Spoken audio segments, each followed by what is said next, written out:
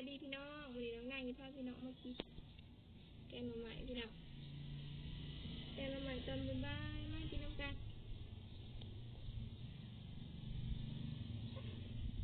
ชิมบ่สดหนา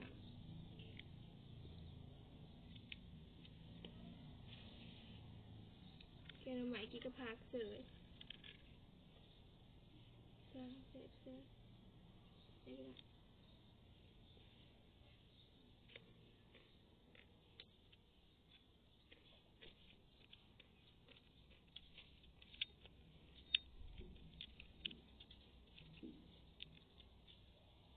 โบผมกันเลยโบผมกันยิ้มผูใช่นะ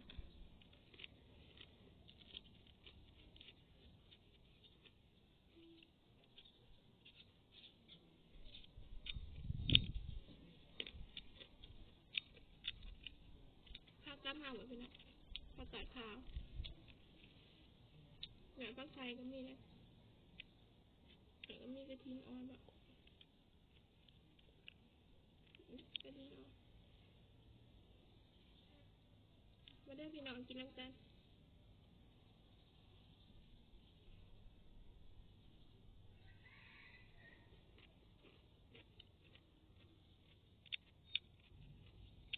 หาข้าวใส่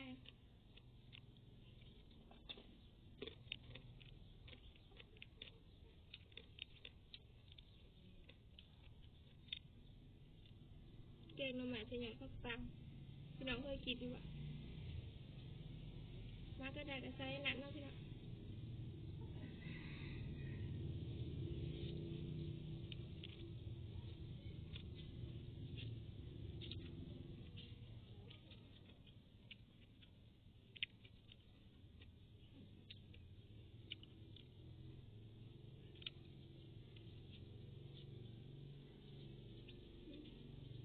มันอยากแก่ละหน้าอยากเป็นแดง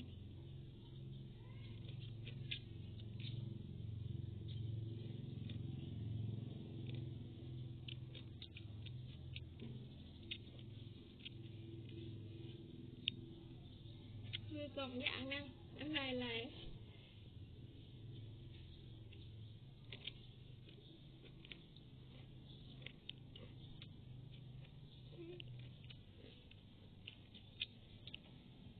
หนังที่ขาวแล้วข้าวคนแหละ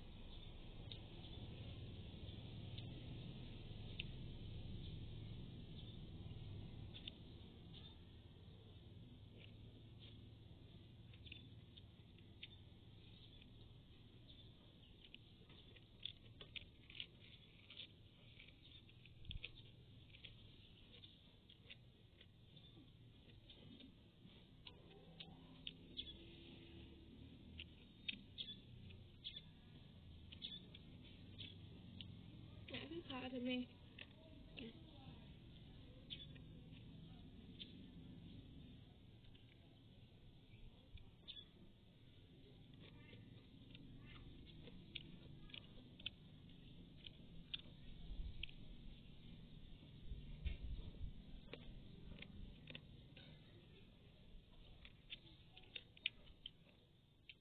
แกงน้ำลายใส่ผักปัง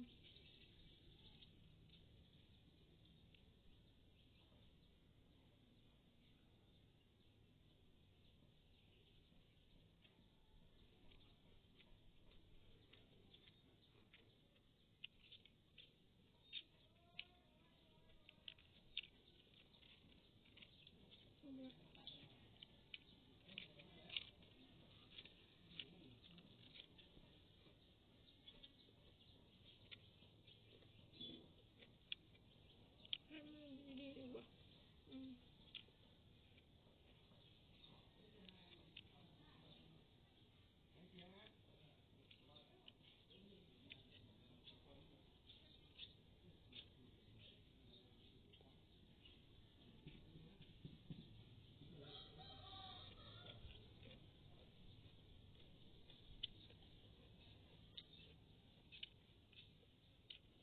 ชิมมือสองดีกว่า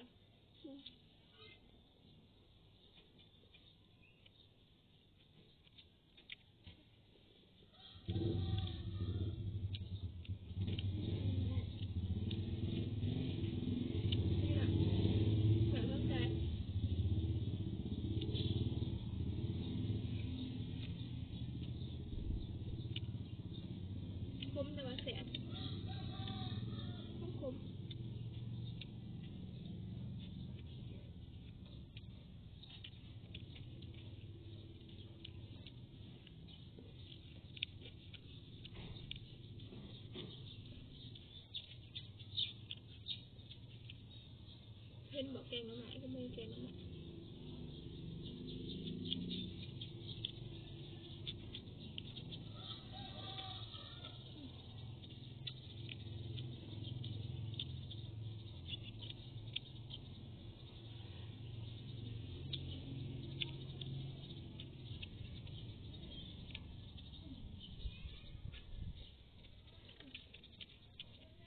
ผักขาอยู่หนา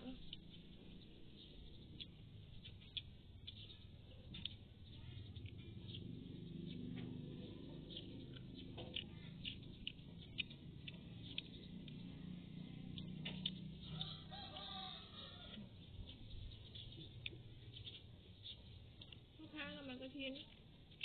เม้นเข้ากันผักเป็นยัง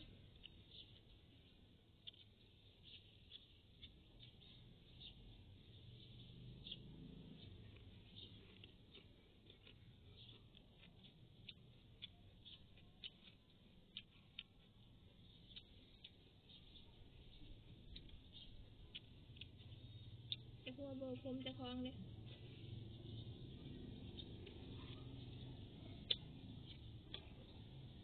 หนาเท้าคอแหละแค่แหละ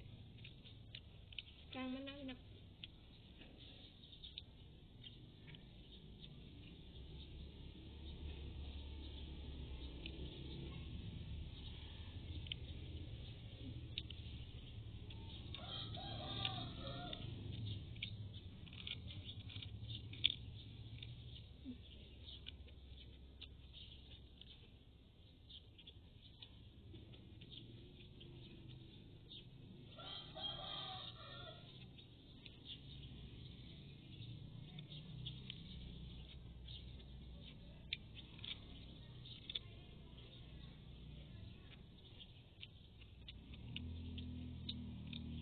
กระเทียม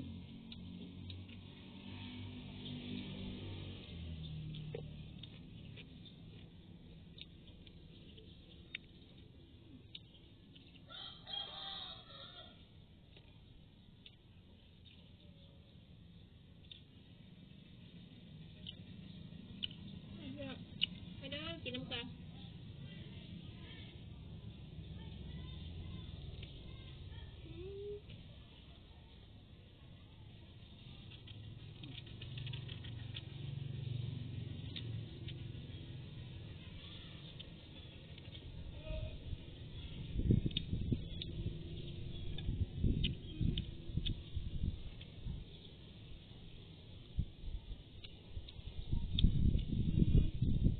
ลมเย็นเย็นพี่น้องนางไก่ต้มเขียดมาเสียบ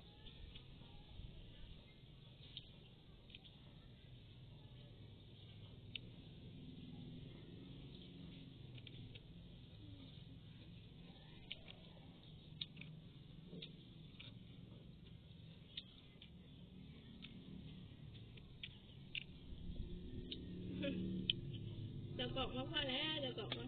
จากอันเด้อดเอา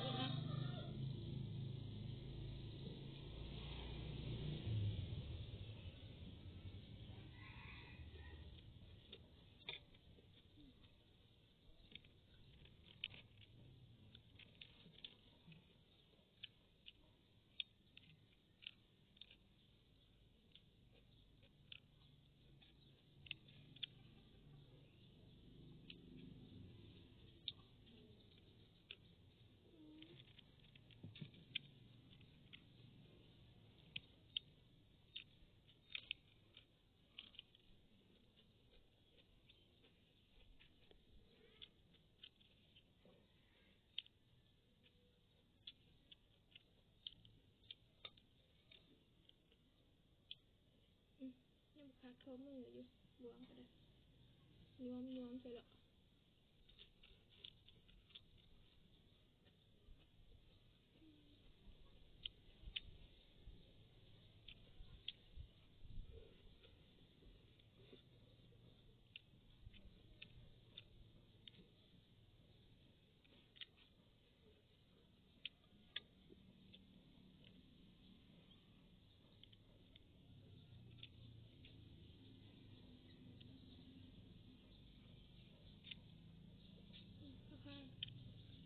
ใส่บัดโกกเลยพี่น้องนั่งเมษาเป็นเหตุเนี่ยใส่บัดโกกเลยใส่บัดตดมาบักขาเลย